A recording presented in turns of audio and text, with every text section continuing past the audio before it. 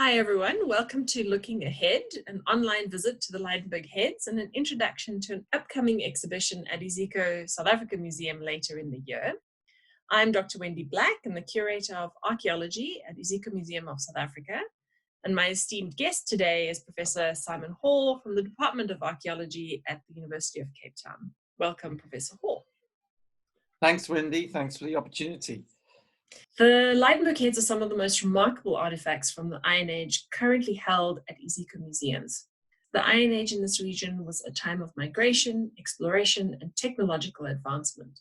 Groups of people from areas such as Central and West Africa moved south, bringing with them varied culture and technology, including things like iron smelting, metalwork, and some really advanced pottery. Archaeologists still find ancient furnaces and slag, which is the waste of the smelting process, scattered ceramics with all sorts of shapes and designs, and we even find ancient city walls and remnants of homes across many archaeological sites, each of which tell us more and more about these interesting people and their ways of life. Yes, indeed. The people arrived around about 2,000 years ago into southern Africa.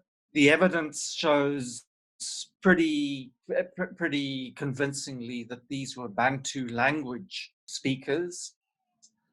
As mixed farmers, they lived in settled villages and were extremely accomplished metallurgists and potters. And obviously this is important because the Lydenburg Heads are ceramics. They're basically pots that have been sculpted to look like human heads. To give our viewers a bit of background, the heads were discovered in the 1960s on a farm in Lydenburg in Mpumalanga. There are 7 ceramic heads in the set, each with their own unique features. 2 of the heads are quite large, nearly 40 centimeters in height, while the other 5 are much smaller, measuring about 20 centimeters. Each of the heads have facial features like eyes, nose, and mouth, and they also have a variety of incised markings and motifs or designs on them. They are quite spectacular, and I hope you all get to see them one day. All right, so who were the likely makers of these 7 terracotta heads? Okay, that's a really interesting question, and we have to make a statement here about how we think we know about the archaeological past. A short answer to your question, I would guess, is that the makers were women, and perhaps an extremely accomplished and extremely senior woman in this Iron Age community around about towards the end of the first millennium AD. That makes the Lydenburg Heads over 1,000 years old. So what do the Lydenburg Heads symbolize, and how do you think they were used? Okay, a short answer to that, I would guess, and it is a guess, would be that the makers of the Lydenburg Heads were women, but perhaps a group or an individual who were very senior matriarchs in this late first millennium Iron Age community. Now, of course, the question is, why am I making a guess that it would be woman? And that is based on what we know about historic and contemporary, what we call, or what the anthropologists call, the division of labor in societies. And one of the observations about the division of labor in Bantu language societies in Southern Africa is that potting, making pots, is woman's work, and metallurgy, the transformation of ore into metal, is male work.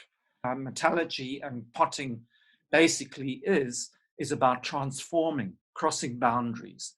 And that's really important when we talk about the Lydenburg Heads and initiation, because initiation, rites of passage, is all about changing status from one cultural, one social status to another.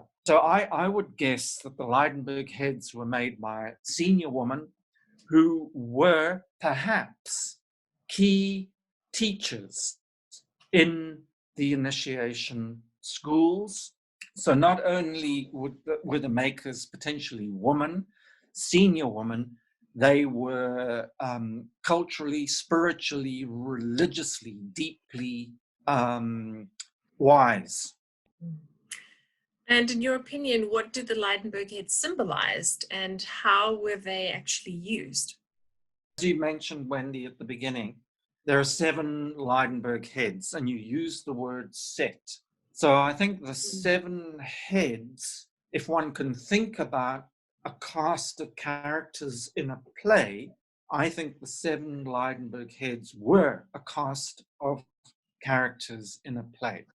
2 of the heads are really big enough to have been placed over the head of an individual. So in other words, the person wears the large heads, and there are 2 of them in plays, and the wearer would have played the character. The 4 diminutive human heads, the small heads, potentially were perched or attached to poles and could have been talked to. So the smaller heads all have meaning, all have characters. And in teaching young girls and boys about responsibility, they are using the heads as examples, as props, educational props in the teaching of responsibilities, moving into adulthood. Whereas the 4 small heads and the 2 large ones are quite clearly human heads. The 7th is a mixture of human and animal attributes. And the question is, well, what animal? I would say that the animal model for head number 7 is an aardvark. And it's really significant that in creation stories, the aardvark features very interestingly in a number of critical creation stories.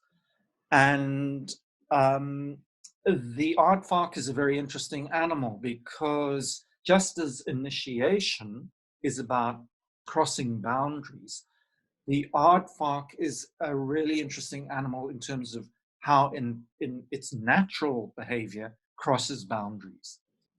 In terms of the feature you mentioned about the 4 diminutive heads, and that is the dental modification, widening of the gap between the incisors, or the deliberate removal of those incisors, or the deliberate filing and shaping of the incisors. Those are attributes, those are features we can see in African society still. Is being expressed there is that the body through the teeth is being deliberately marked to show that that person has made the transition, made the transformation. Thanks. And I think what's important to note is that the heads were also found broken, which would symbolize the end of the ritual. So right. We have reconstructed those heads to be complete, but they were actually broken to signify the end of this initiation or rite of passage and movement from childhood to adulthood. Thank you very much for participating in our online expose on the Lydenburg Heads. Your input has been very valuable. Okay. Thank you. Thank you. Enjoy our other video where people share about their recent rite of passage events. We welcome you to join in on the conversation by sharing your experiences. Follow the link below and become part of IZIKO'S Living Memory Bank.